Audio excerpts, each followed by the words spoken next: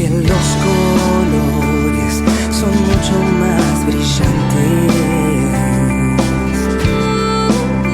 Verás con otros ojos la magia en todas partes. Arriba y adelante se ven los horizontes. Si el sol también renace, renacerán los hombres. Cambiar el mundo empieza por ti. Si se renueva la esperanza, si te convences que se puede cambiar, si quiero ser lo nuevo, empiezo yo primero y elevo una alabanza hacia la humanidad. Bueno, volvemos para el segundo bloque de Hablemos de Cooperativas, una empresa que todos debemos conocer. Y vamos a dar datos actualizados del pronóstico de tiempo, con datos del Servicio Meteorológico Nacional a las 8 horas de la mañana. El tiempo nublado y la temperatura 20.1 grados centígrados. Y la visibilidad también incrementó al 20 kilómetros por hora y la humedad 82 kilómetros por hora. El viento sopla del este a 14 kilómetros por hora, colega. Entonces estamos con un ascenso de temperatura. Sí, sí. La nubosidad vamos en aumento. Sí.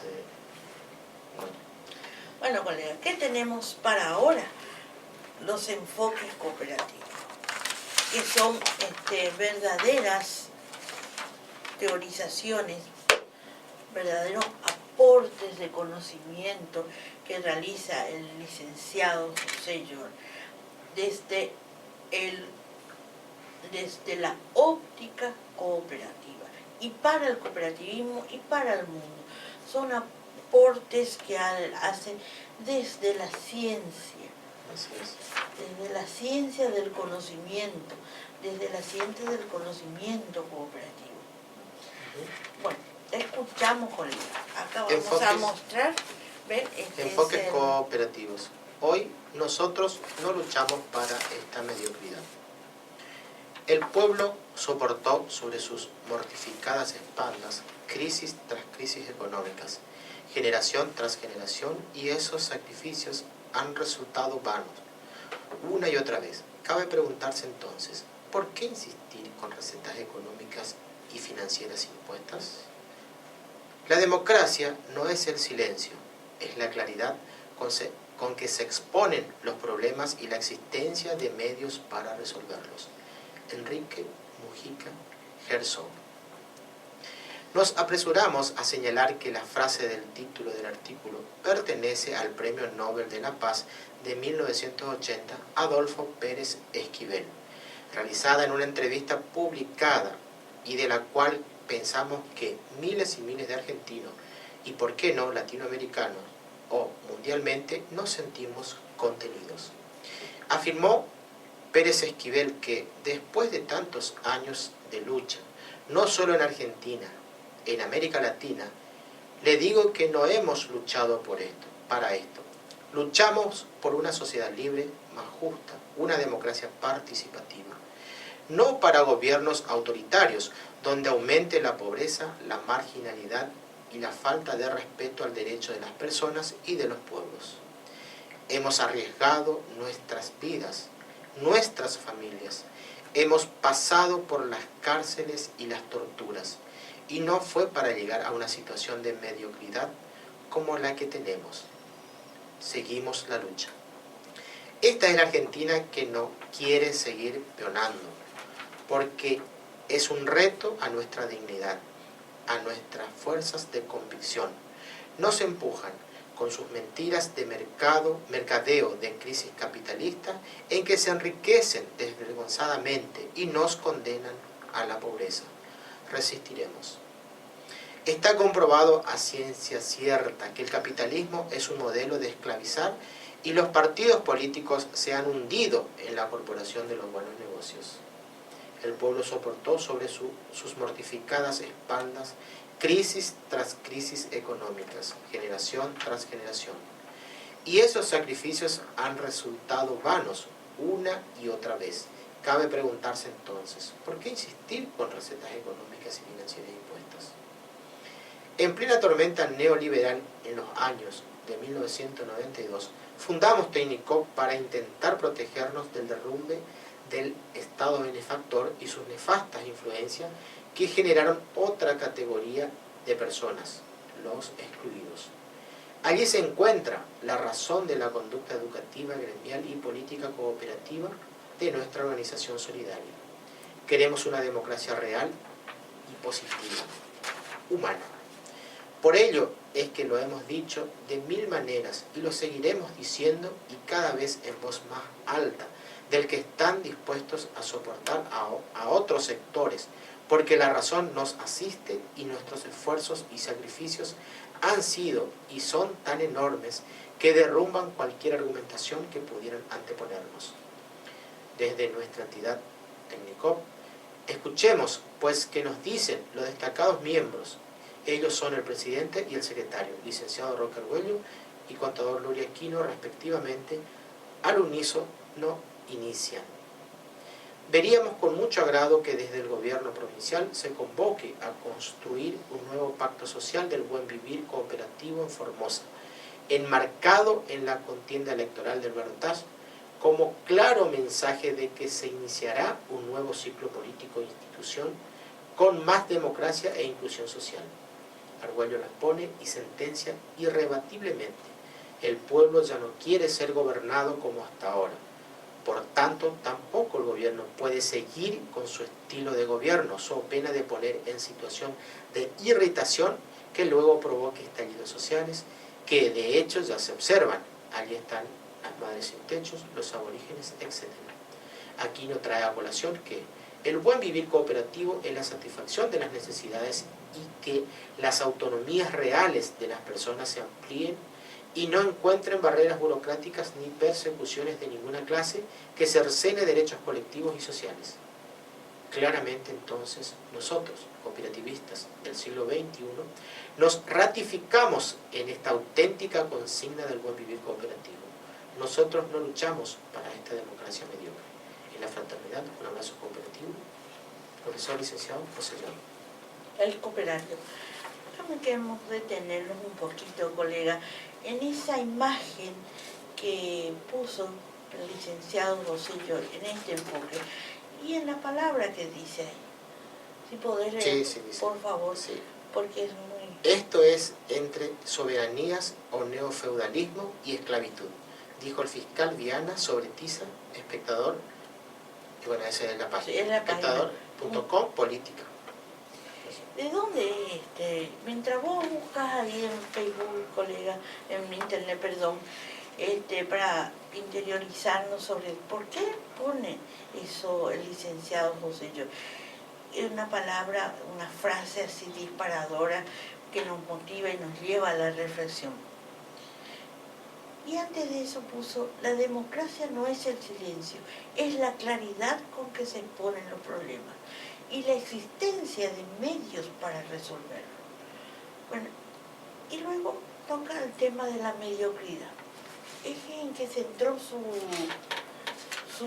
escrito, sus aportes teóricos y académicos, y nos describe toda una situación y profundiza el tema del noticiero que habíamos compartido con todos ustedes anteriormente, y habla del buen vivir y de la necesidad de un pacto social. Entonces, ¿qué es lo que nos está pasando, colega? ¿Qué nos dice el licenciado José Llano?